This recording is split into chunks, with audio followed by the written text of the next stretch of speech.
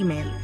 उसकी सांसें थम गईं। यह वही था जिसके लिए उसने मेहनत की थी, जिसकी उसने हमेशा इच्छा की थी। लेकिन समय निर्दयी था। शादी की घंटियां बज रही थीं, लेकिन आरती ने अपना निर्णय ले लिया। रात के अंधेरे में वह पीछे के दरवाजे से चुपचाप निकल गई। उसकी दुल्हन की पोशाक उसके पीछे बह रही थी। उसने अपने चैन पत्थर और एक छोटा सा बैग कसकर पकड़ा हुआ था।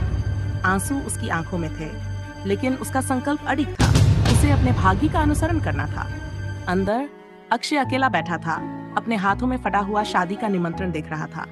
उसकी जीवन संगिनी उसे छोड़कर चली गई थी, किसी और के लिए नहीं, बल्कि एक सपने के लिए। दर्द असहनीय था, लेकिन गहराई से वह समझता था। वर्ष बीत गए और आरती सरकारी कार्यालय में आत्मविश्वास से खड़ी थी।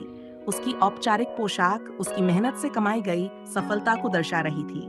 उसने सामाजिक मानदंडों, व्यक्तिगत अपराधबोध और निरंतर चुनौतियों का सामना किया था, लेकिन उसने यह हासिल किया। खुशी अल्पकालिक थी। एक दिन उसकी दुनिया तब बिखर गई जब पुलिस ने उसके शानदार घर पर छापा मारा। भ्रष्टाचार के झूठे आरोप आग की तरह फैल गए।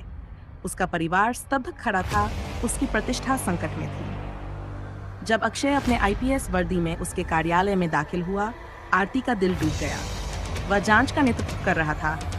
समय ने उन्हें बदल दिया था, लेकिन अतीत अब भी उनके बीच अधूरा पड़ा था।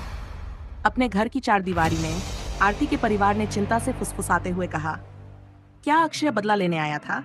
क्या वह अपनी शक्ति का उपयोग उन्हें नष्ट करने के लिए करेगा?